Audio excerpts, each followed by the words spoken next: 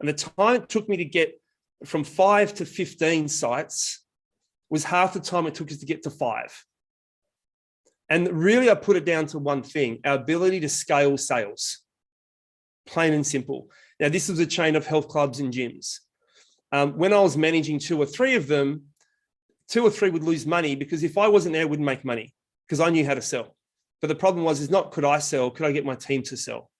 There was a limit, like a bit of glad wrap. I couldn't see it, but I kept bopping my head against growth until I got everything out of my head, put it into a system, trained my team, and got them to do it. So I'd like to introduce our next keynote, Petar Lackovic, a good friend of mine, also known as the Conversion Club King. Pete's a sales trainer from Perth, and he's been up since 5 a.m. this morning because they're about 3 hours behind us. But he's awesome at helping people put sales process in place. He's got a specific system called the reverse selling method. And I've asked him to come in today and share a bit of his insight into how we can improve conversion, how we can get people to raise their hand and get them to actually buy more product. So let's give Pete a nice warm welcome to the call. Thank you very much. Thank you very much for having me. This is kind of my jam. I love sharing magic about how to stop you from becoming the world's best kept secret. Often we do great things. We deliver great things for our clients. We just need more people to know how good we are. So our ability to communicate that to somebody, and often people say, what's your definition of selling? And it's pretty much giving people information the way they need it so they can make a good decision. I think sales has been an evolution of sales, of how sales used to be done and how it needs to be done now, because the way that people buy has changed and it's evolved. Hands up, who would agree? Right? The way your customers buy now is different to how it used to be. And probably the number one critical factor of that would be technology. Like your customers all have access to more information now than they ever have been before. So I kind of obsess about, I've been in sales, probably since I was 8 years of age. I'm very lucky, I think, in the fact that I grew up in a life where my parents had a business. So I was forced into business, if you like, working at mum and dad's shop. Mum and dad, Europeans, came to Australia, kind of no money, couldn't speak the language. And they did the good wog thing and bought the corner deli. I can call myself a wog because I am. And, from 8 years of age, I was working in the shop, right? It was the shop. And why was I working in the shop? Because that's what you did. You worked for the family, not the Godfather type family, but just we worked in the shop. And you never got paid for it because, when you work for the family, I put a roof on your head, a roof over your head, I put food on the table, I put clothes on your back, you will work. Today, that's called child labor. Back then it was called love. It's just what you did. So I was very fortunate. I don't have a hard luck story of I was broke and destitute and I found this silver bullet and then made millions. It was like I grew up in a family and a culture of being in a deli, and I learned from my mum and dad how to upsell, how to cross sell, and how to set up the shop effectively. And this was back when the cash registers in the 70s were like a typewriter. You push the buttons down and numbers would pop up, and you had to count back change to people. I was an 8-year-old sitting on 2 Coke crates, serving customers, selling cigarettes and lollies to the kids. And all this whole world of business just opened up. It's funny, you go to a shop now, when you give someone a note and the cash register has to tell them how much change to give you. They can't figure it out for themselves. We never had that. We had to count back the change. And so I grew up in that kind of world from the age of 8. When I was 9 and a half, mum and dad bought the fish and chip shop next door, which was cool because back then fish and chip shops were like a McDonald's are today. It was like a treat. So dad worked in the fish and chip shop, mum worked in the deli. After school, me and my older brother, he's 18 months older than me, went in the deli. And then fish and chip shop got that busy. Mum and dad would work in the fish and chip shop, me and my brother. So you had a 9-year-old and a 10.5-year-old running a deli while the parents were running the fish and chip shop next door. It was just what we did, right? So I kind of grew up in that culture of business. I then went on and worked in sales, got promoted, sales manager, area manager. Then I started, the owners want to give me a piece of the business, and we had a chain of 4 different sites, and I grew it to a chain of 15. And the time it took me to get from 5 to 15 sites was half the time it took us to get to 5. And really, I put it down to one thing: our ability to scale sales, plain and simple. Now, this was a chain of health clubs and gyms. When I was managing 2 or 3 of them, 2 or 3 would lose money because if I wasn't there, it wouldn't make money because I knew how to sell. But the problem was not could I sell, could I get my team to sell? There was a limit, like a bit of glad wrap. I couldn't see it, but I kept bopping my head against growth until I got everything out of my head, put it into a system, trained my team, and got them to do it. Now, they didn't have to be as good as me. They had to be 80 to 90% as good as me. They'll never be Pete, but they could be 80% of Pete, and that was good enough for scale. And that's when I learned very, very quickly. I had to learn how to create intellectual property and IP that I owned as a business owner that my team could follow. So therefore, I could hire for a good attitude and I can teach the skill because the skill was there. I taught them the sales process. And the minute we did that, I've got a block of land, put 4 walls in there, put a whole lot of equipment in there. 16 weeks before, I would pre-sell 2,000 memberships, open up a gym, day one, press the direct debit button, I had 2,000 people coming through, cash flow positive from day one. Rinse and repeat. And it came down to the enable that growth was a bit of the scale sales. Because business is about profitability, it's not about revenue. So if we could create a sales model that creates profit, you could then scale, and the business was no longer key person dependent on Pete. Does anyone here feel like sales could be a little bit key person dependent on you? By show of hands. Like if you don't sell, you won't hit target. Can I just get a feel of who's in the room that's like that? A lot of us. Who would like to get to the stage where we get money coming in every month and you don't have to contribute much to it? I guess it's a redundant question, all of us. So what I want to spend my time with you today is taking through what was mentioned to you by David is we use a model called the reverse selling method. It's something that I've created over 28 years. And it's about reverse selling is how to get the customer to buy so you never have to sell. It's creating a buying mindset in the customer, not a selling mindset in you and your team. Because that aligns with how the modern day buyer wants to buy.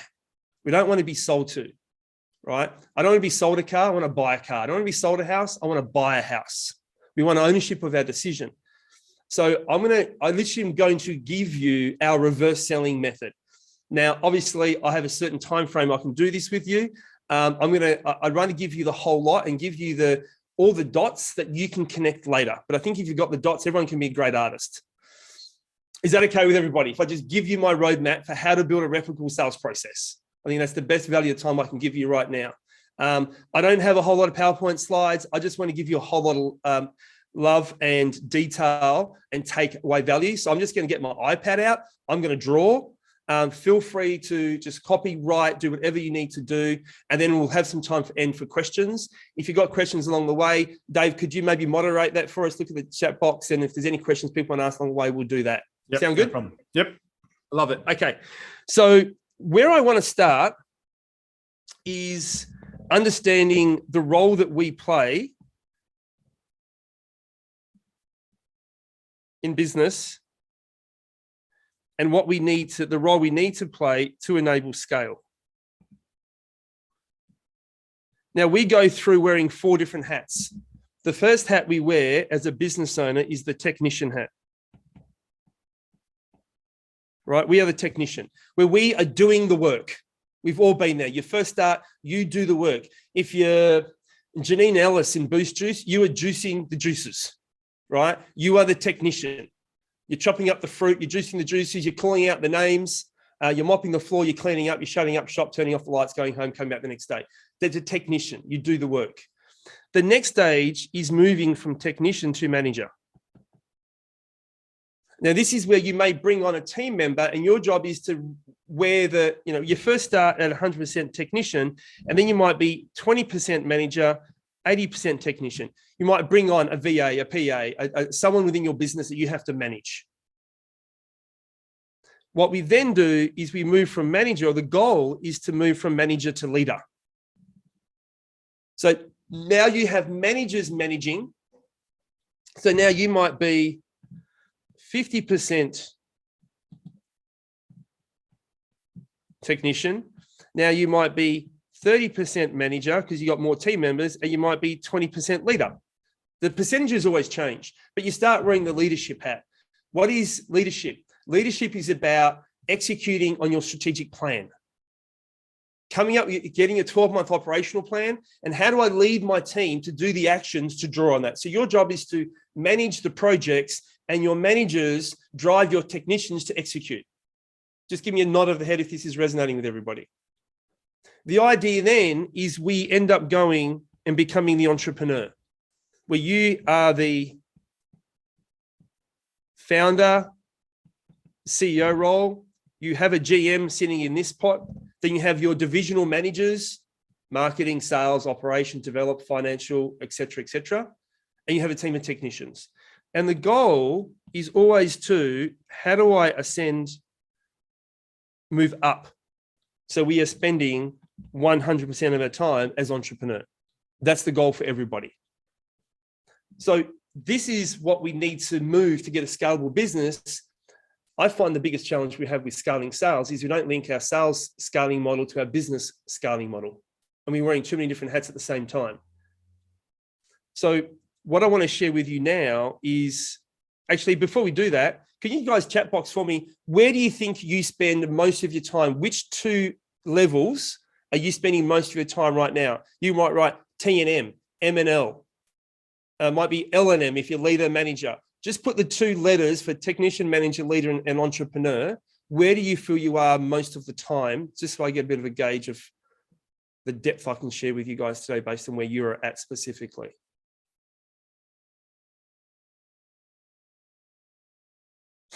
Narelle, thanks for your feedback. Yes, I suck at sales. Thank you for your honesty. Okay. Technician and manager, leader and manager, manager, technician, technician, manager, leader, manager, manager, technician, leader, manager, T&M, T and E, L and M. Okay, so we've got a really good amount of variety here. That's great. Okay, so this will be relevant to all of you. So the next phase I'm going to look at is, I find there are 8 stages to scaling your sales process. I want to share them with you right now. So it's the sales ladder of scale, okay? SLS. And I'm going to start at the bottom. Number 1, traditionally how we work is intuitively, and we have an intuitive sales process. What do I mean by an intuitive sales process? You've done the sales, maybe you've done some sales training in a previous job, you jumped online, you watched a video, listened to a podcast, bought an online program, but intuitively, just from presenting, you created a you way of doing stuff. Through trial and error, from speaking to 50 people, 100 people, 200 people, you have your sales process. Who remembers that time, or who's going through that right now? By show of hands. Like, I've just always done it this way. You've kind of adapted. Perfect.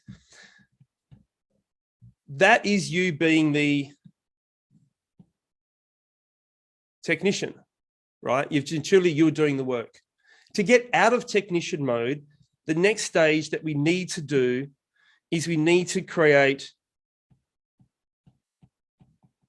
a sales process. You need to create your IP. It's your company name way of selling. The only way to get out of technician mode is have IP. And it can't, because I fell into this problem. Managing 5 businesses, it was like, someone said, Pete, what do I do when someone says this? I would go, oh, just say this. Yeah, but I tried that, but it didn't work. You can say it and get away with it because it's you, but I don't feel comfortable doing it. Or I tried it once and it didn't work. And nod your head if you can ever relate to something like that, either getting someone to say that, you said to someone, or you can resonate with it. And it stopped growth massively because people, you can't just say this or do that, because people look at you, your team will look at you differently. So you need to create a process that you follow consciously, right? So the second step is to create a process. The third step is you win with the process. Can I share with you right now? We can't see your iPad, Pete. That might help. Thanks, mate. You win with the process. Because I've seen so many businesses, team, where the owner sells one way and the team sell another way. Because you've done it all way. You're used to doing it this way. You've always done it this way. But you want your team to follow a process that you don't always follow because you're trying to great scale. But if you find a new process, your sales might drop a little bit. I play golf for fun with my mates, and it's all about bragging rights, right? It's all it's about. None of us are great. We're just hackers. And I think I played golf 4 times last year, so I'm not going to break any records. But when I used to play consistently, I used to pretty much win all the time. And then when my mates had some lessons, and you give them a bit of a hard time for having golf lessons and stuff like that. And anyway, they started beating me. So what did I do? I better go have a lesson. But I didn't tell anybody. So I just started giving them stick about them having lessons and cheating, if you like. So I went out and had some lessons without telling them. Went out, had 3-4 lessons. Next game, first ball, next fairway, this fairway. Who gets? Your game gets worse before it gets better. When you try something new, it's uncomfortable. So guess what I did after the third hole? Because the golf pro gave me a new grip, the proper grip. I used to hold the club like a baseball bat, get that little white ball, swing and just hit it as hard as I can. And he showed me the proper grip.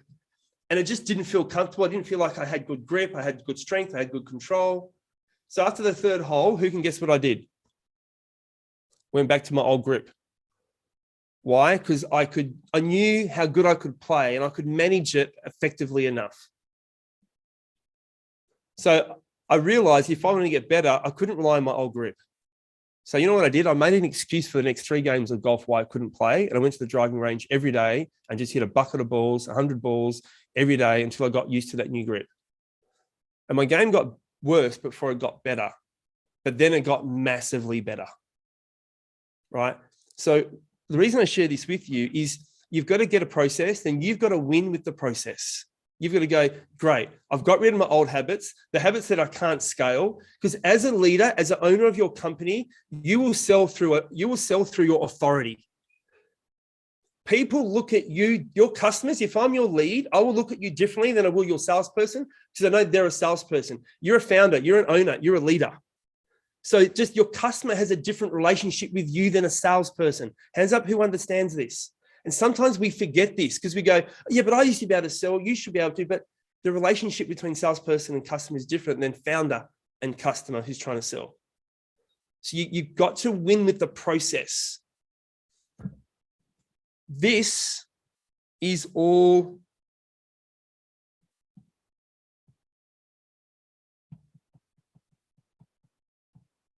technician stuff. This is all you stuff.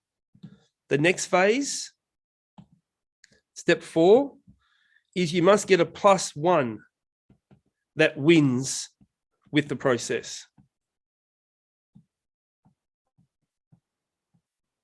An existing team member, you hire someone full-time, part-time, a VA, doesn't matter. You must be able to get a +1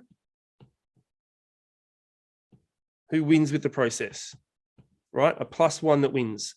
One other person. So now what hat are you starting to wear? You're moving away from manager, technician, and now you're moving into manager, right? Moving out of technician, we're moving into manager. So it must be you and a +1 must win with the process. Prove that you can do it, prove that one else can do it, and you manage them. So you are still wearing the hat, you are still doing some sales, but you're training one other person to do it. The next stage, 5, right, is then you have the team wins. Whether that's 2 or 3 or 4, then a team wins. So the hat that you are wearing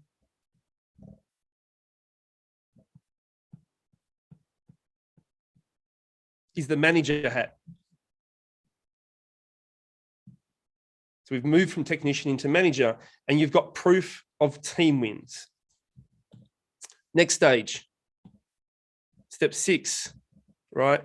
You need to then look at a sales manager.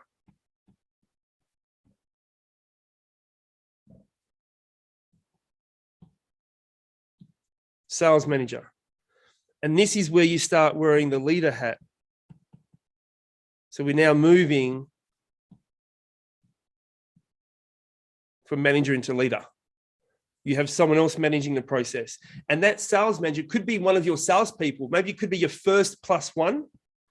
Right now might become your sales manager or your recruiter sales manager. And they are winning with the process. They are leading the process. It's no longer you doing it. Because what you want to do is you want to move into sales director. So this is all leadership.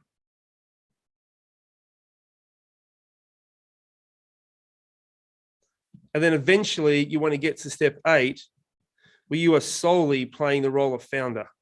You no longer wear any sales hat. Someone else steps into that role. And this last level is where you truly are an entrepreneur. And we've transitioned into entrepreneur stage, where what does the entrepreneur do? They look for the future. They're always looking 6 to 12 months in advance. You're doing the big picture stuff. You're driving the vision of the company. So team, what I wanted to start with right now is talk about the 4 hats that you need to wear as an entrepreneur to get to scale. Then how does sales relate to those 4 hats? Is this helpful so far by show of hands? Is understanding where am I in these 8 steps right now? What's the next step I need to do? Right, that's the first step. So in the chat box right now, where are you on the stages of 1 to 8? And if you transition between 1 and 2 of that, that's fine. But where are you right now? Which hat are you wearing out of 1 to 8? Just hit me up in the chat box.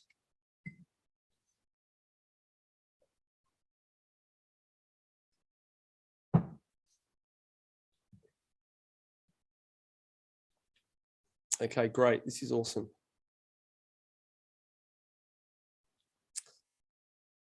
Russell, 2 to 3, Alex, 3, Jess, 3, Emma, 4, Miriam, 2,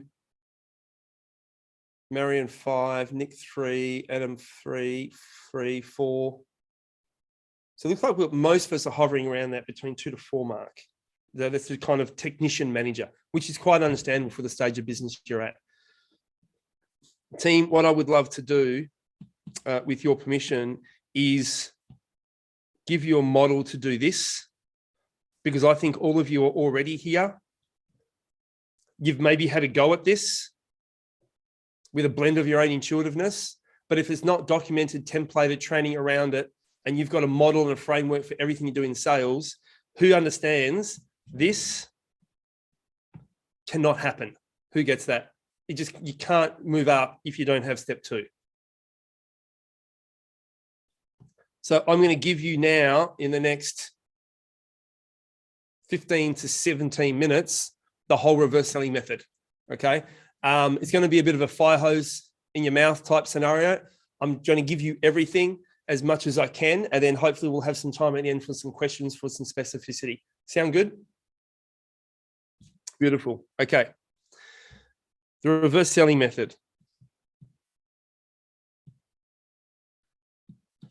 I believe sales, for you to scale, needs to mean something to you. It can't be about just bringing money in. It's got to have alignment to a bigger vision.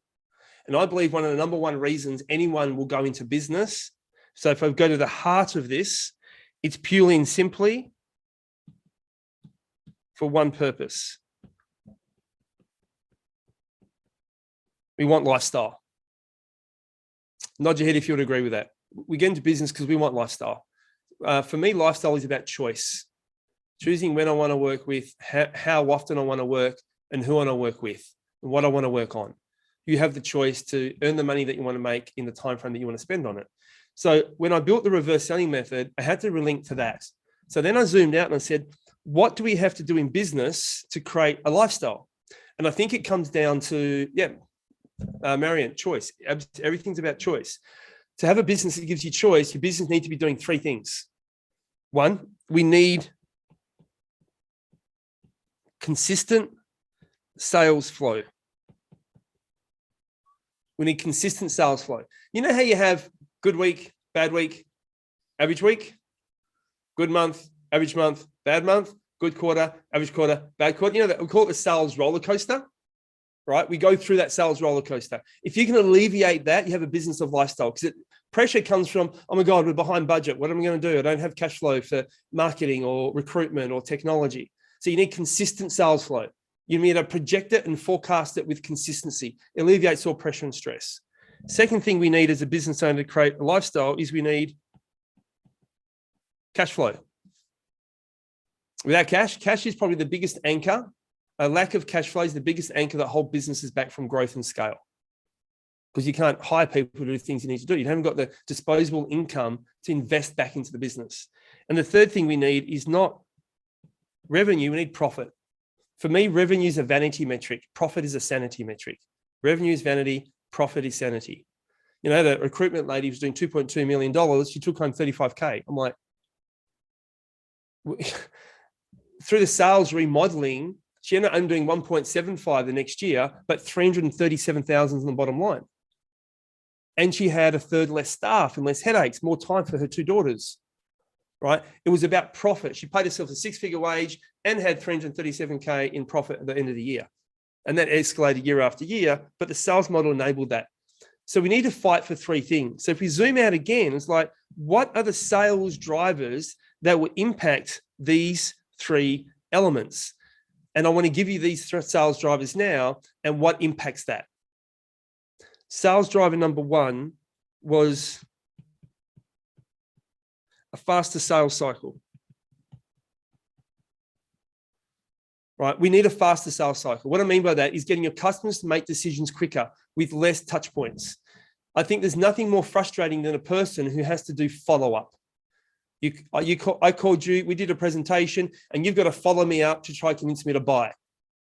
Who isn't a fan of sales follow-up? I get people, how many times should I call someone before I'm annoying and bugging them? And right. So we want shorter sales cycles, faster sales cycles, quicker decision-making by your customers. Because what's the opposite of a faster sales cycle? A long sales cycle. What does that cause? A long sales cycle causes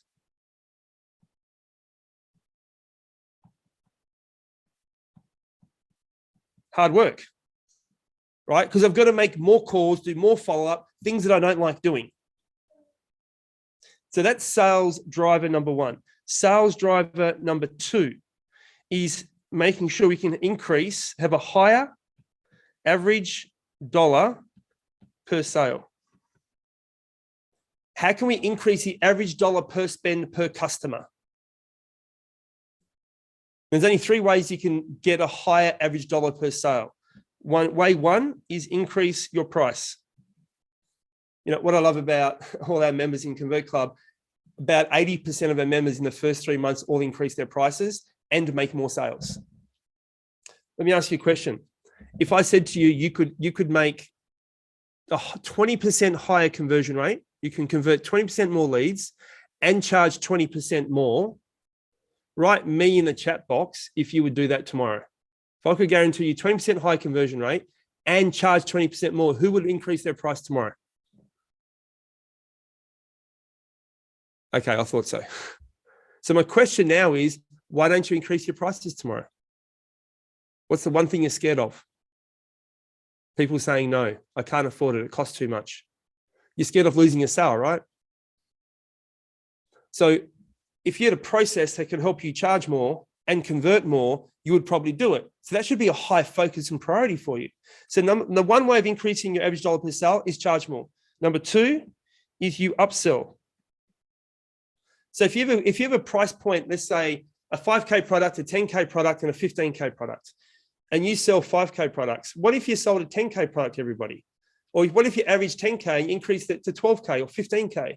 So if we can upsell to a secondary or third higher dollar value product. And the third way to increase the average dollar per sale is to cross-sell. Do you have secondary or third items your customer can buy?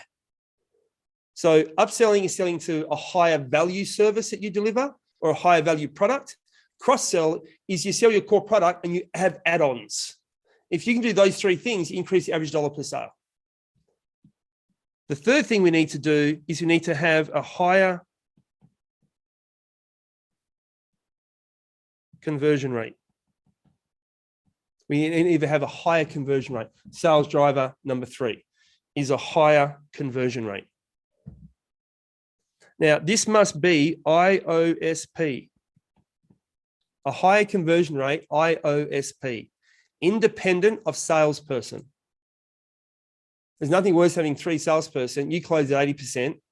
Your salesperson number one closes at 60 and salesperson number two closes at 50. I aim for no more than a 10% differential from your best to worst salesperson. If it's more than 10% differential, you have a sales process problem. It's not enabling scale for you. Your business become key person dependent. Now let's look at this as a mathematical equation. It's quite simple. If you have a higher conversion rate, if you have a high conversion rate and quicker decision making, Let's look at that. So high conversion rate means more people buying quicker. Guess what that gives you? Consistent sales flow. More people quicker gives you consistent sales flow. Let's look at the second equation. If you have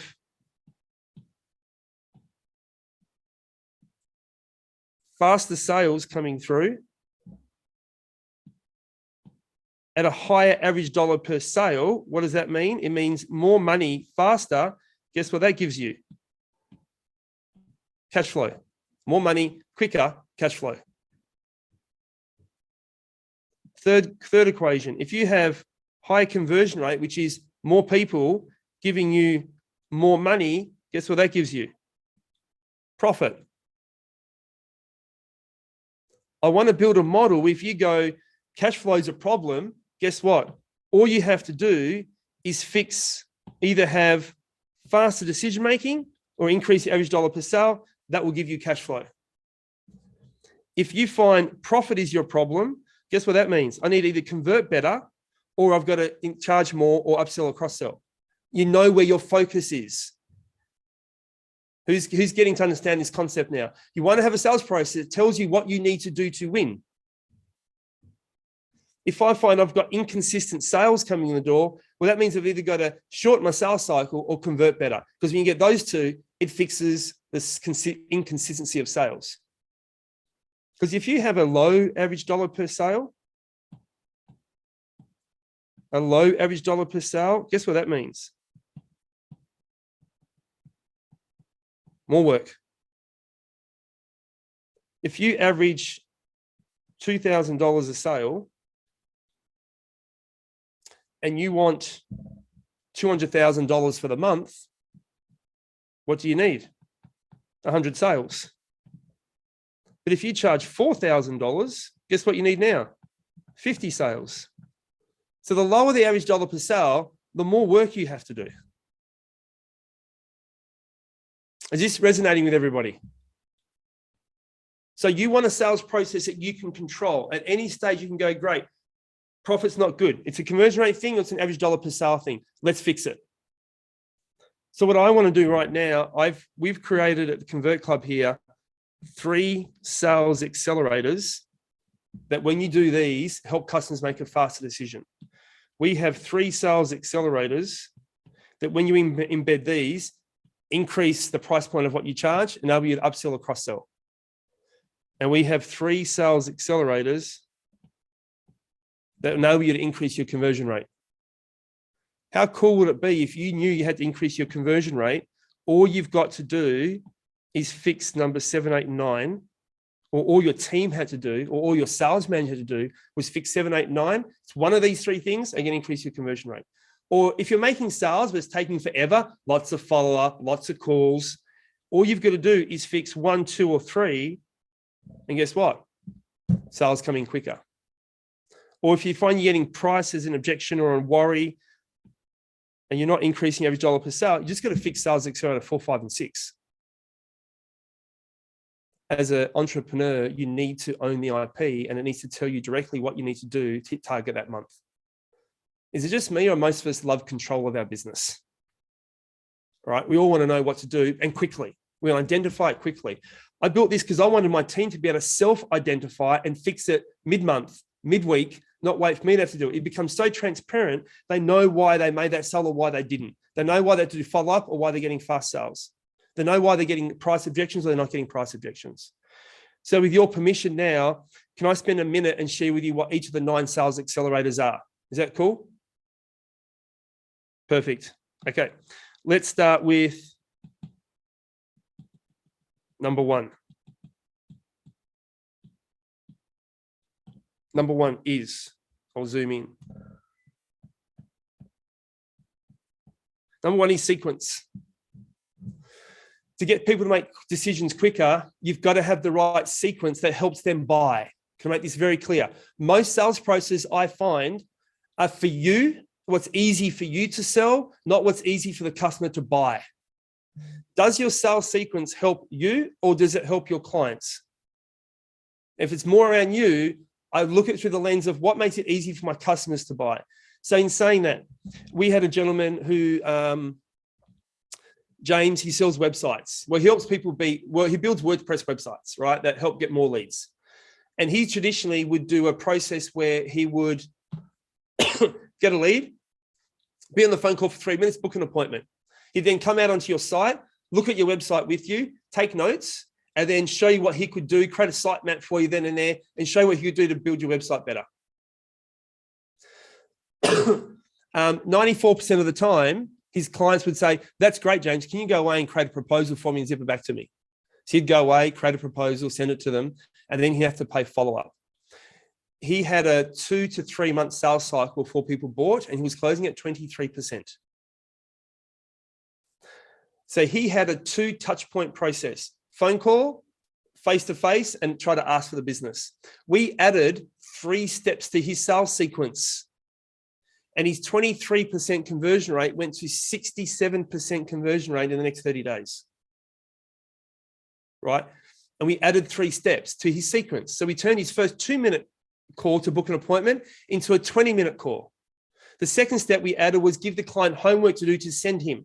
He then used that homework, went out on site and did a diagnosis. He left the business, created a solution, came back and presented it, and then they bought. And he went from 23% to 64% in 30 days. But it was scalable for his team. So the question I'm going to ask you is, do you need to add a step or take away a step? We had a builder in Queensland, and he would get an initial call, book the call. He would then say, I'm going to send you a quick 2-minute, 46-second video. I need you to watch that. It tells you about who we are, what we do. What we do must align with you. If you love the video, there's a booking link. Click the link, book time for me. I'll come into your home. We'll take the next step. If it doesn't resonate with you, I'll recommend someone else. He does the first call for 15 minutes, makes them watch this video. He reckons at the 3.5-minute mark, because the video is for 2 minutes 46, he just gets these booking links into his calendar. We added a step where he shot this really emotionally based video, which we just helped him create. What I'm talking about here, team, is do your steps suit the ability for your customer to buy, or is it just a process that's easy for you to sell? Number 2, how do we get a faster sales cycle? What I know to be true is customers have a level of buyer's resistance when they first see you. They have a level of buyer's resistance. And the biggest problem we have is the opposite to buyer's resistance is buyer's acceptance. And in sales, we are trying to win people over. We want to like them, try to build rapport with them, tell them how good we are, right? What we need to do, it's like driving a car, the foot brake's on the foot brake, right? The car's in park and you put your foot on the accelerator. You're trying to get acceptance when you've got too much resistance. The car's going to rev, it's going to make a lot of noise, but it's not going to go anywhere. So what we need to do is you need to have what we call LBR strategies, lowering buyers' resistance strategies. The first thing in sales you need to do is, how do I lower your resistance before I gain acceptance? Can I repeat that? How do we lower buyers' resistance before we gain acceptance? Old school selling is gain acceptance first. New school selling is get rid of your resistance, get you from 100 degrees to 80 to 60 to 40, 20 to 0. Then when your barriers are dropped, then I gain acceptance. Nod your head while you're writing if this is resonating with you. Okay. Number 1 rule, how do I lower buyers' resistance first before I increase buyers' acceptance? So do you have LBR strategies, lowering buyers' resistance strategies? The third thing we need to do to get people to make decisions quicker, thank you, Narelle, I appreciate that little comment. The third thing we need to do to make sure that people make decisions quicker, and this goes to humans, how humans think and feel. When there's lack of, actually, let me ask this question. Who knows what one of the biggest fears in the world is? One of the biggest fears in the world. Anyone have a guess in the chat box? Well, just unmute yourself, shout it out, that'd be good. Public speaking. Actually, I think, didn't Seinfeld do a skit on that? Like he goes, there's, people would fear public speaking over death, which means you'd literally rather be giving the eulogy. You'd rather be in the coffin than delivering the eulogy. That was the Seinfeld, wasn't it? I'm pretty sure it was. Yeah. Probably failure. Yeah. Fear of the unknown is one of the biggest fears that people have. When you don't know what to expect, you think worst case scenario.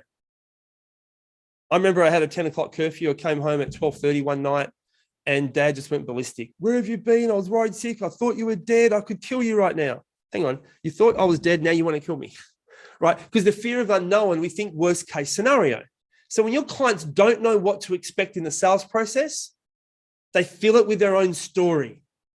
When you don't talk about price, they go, why are they avoiding price? It must be really expensive. I wonder what this is going to cost me. And they start going to this self-dialogue. You start going through your solution, go, that's good. This must cost a real lot. So what we need to do is we need to talk through clear expectations of what's going to happen in the sales process and get the customer to agree to the sales process before you do the sales process. Can I repeat? Get the customer to agree to your sales process before you do your sales process. If in meeting 3, you want them to make a decision, tell them. And David, in our 3rd meeting, you'll have all the information to make a decision then. How does that sound?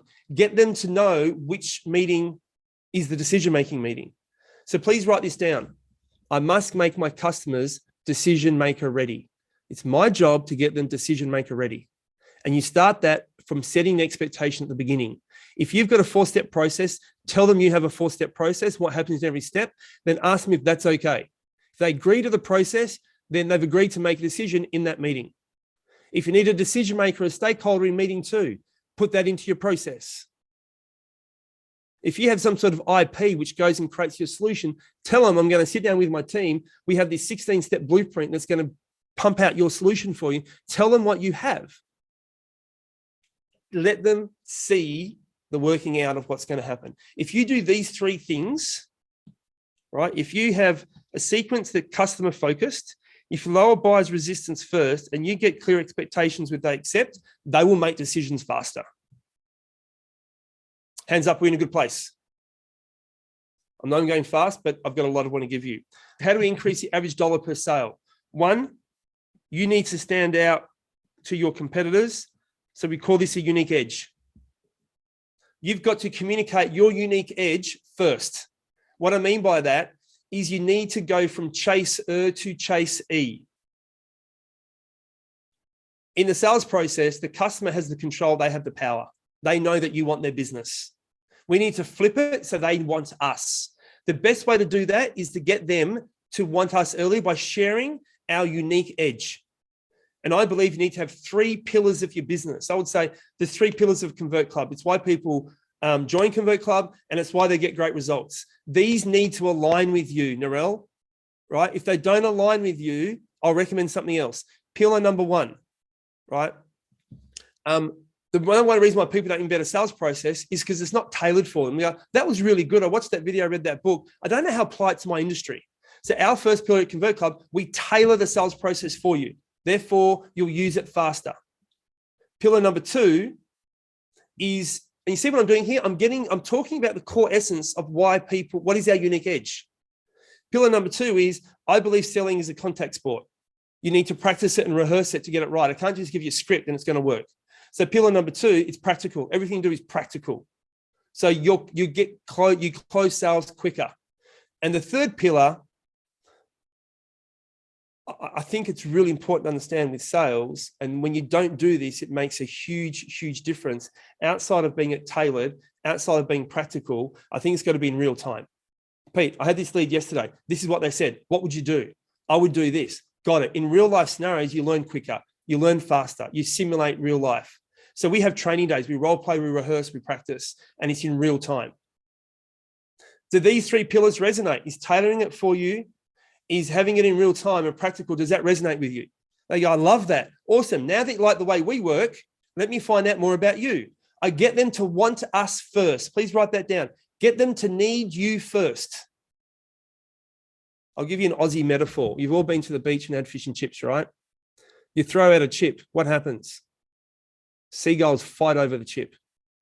You need to be the chip. Your clients need to be the seagull. You want them fighting over you. The best way to do that is communicate a unique edge. The second thing we need to do is have a blend of emotion versus logic, EVL, emotion versus logic. There's a logical part of the brain and emotional part of the brain. You need both. And you need to know when to talk emotionally, when to talk logically. My research after working with tens of thousands of business owners is 83% of presentations are more focused on logic than emotion. That is what you do, how you're going to do it, and how you're going to fix their problem by your solution. We need to switch it, lead with emotion, justify with logic. Thirdly, we need to uncover buying motivators, UBMs, uncover buying motivators. There are surface level buying motivators and there are the real buying motivators. We call this in Convert Club PP, the perfect prospect. The perfect prospect. What do I mean by the perfect prospect? The perfect prospect is customers talking themselves into needing you. So it's a series of questions that you asked to get the customers to say they need you, not you making them realize they need you. Hands up who can feel the difference there. It's not your job to make them realize they need you. It's your job to make themselves realize they need you. They need to turn themselves into the perfect prospect. When you get them wanting you first, lead with emotion and get them to sell themselves into you, you can charge whatever you want and they will buy. Let's quickly finish off with sales accelerators 7, 8, 9. How do we increase our conversion rates? I believe one of the worst things we do is we are so logical in talking about our solution.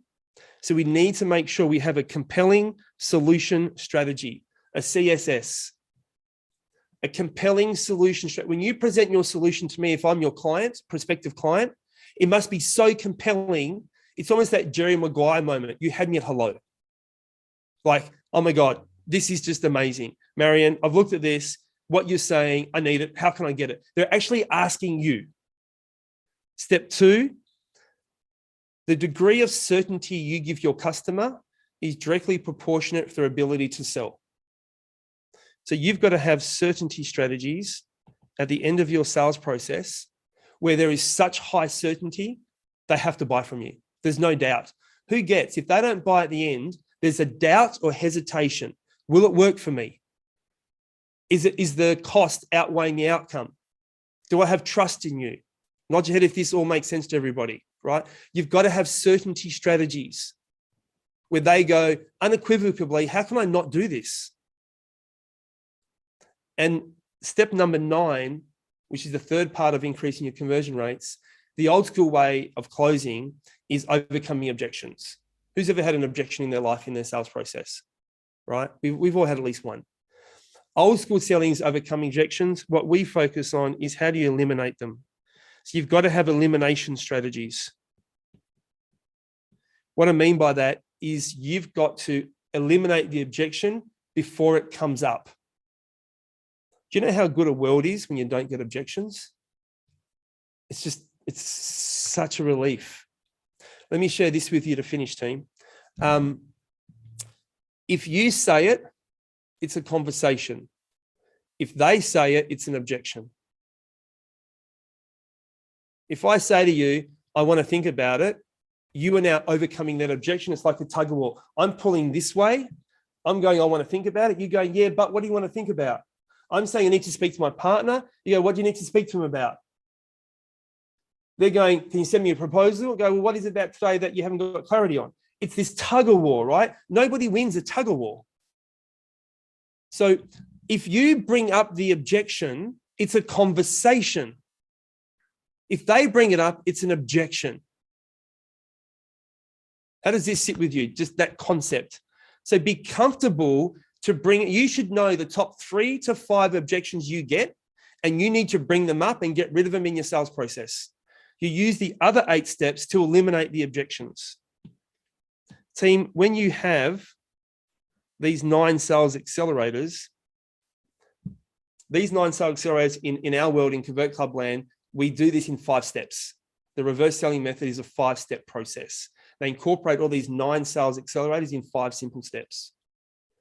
What I wanted to give you today is to ask yourself and to challenge yourself on, 1, do I think I've got a sequence that's consumer-centric or me-centric? 2, am I trying to win them over or am I lowering buyers' resistance? Do I have conscious resistance strategies in place?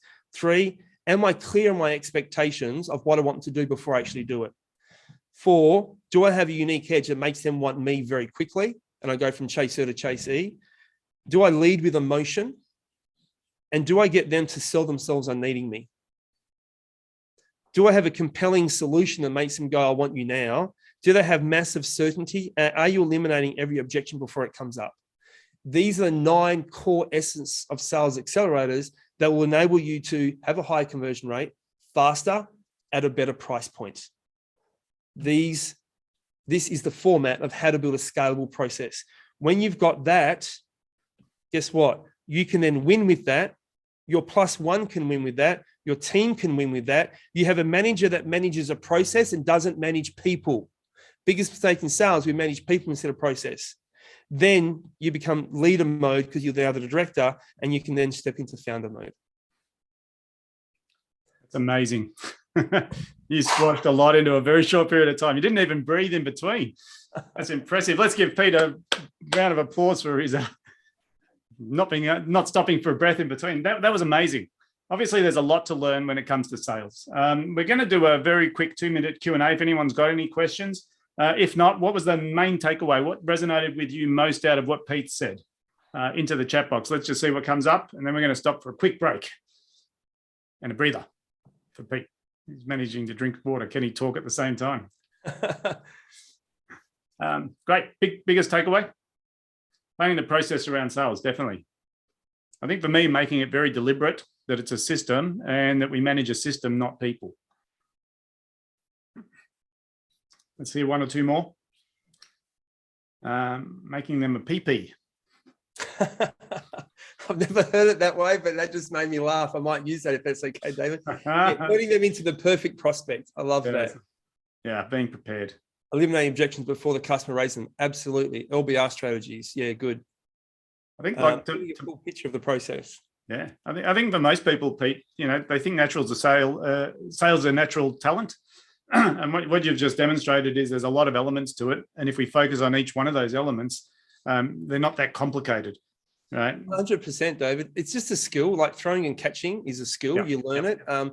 Sales, you must obsess about scaling your sales process first. Like if we can just obsess about the process, get that right, you win with the process, get a +1 to win with the process, your sky's the limit. Your growth you'll get in 12 months would double than what you did last year if you just get that right.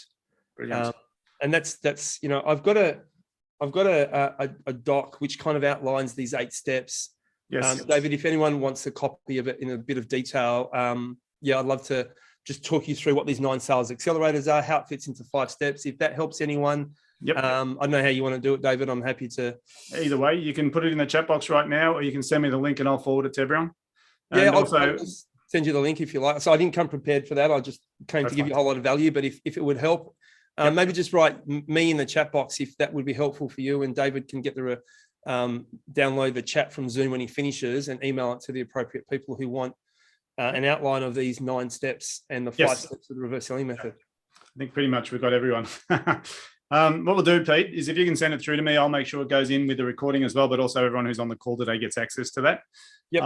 There's a lot to learn around sales. And I think, my favorite thing about your presentation was you broke it down into bite-sized chunks. And sometimes we don't think about it in detail. We just think it's a conversion thing, right? But obviously there's a lot of elements. So let's all give Pete a nice warm thank you and unmute yourself and give him a big thanks. Thanks, Drew. Thank you. Fantastic. It was awesome. Thanks, Really Pete. impressive. That was great. Awesome. All righty. It. Pete, really appreciate it. Appreciate you coming on the call. Thanks, Drew. Have fun for the rest of the sesh. Thanks, mate. Appreciate it.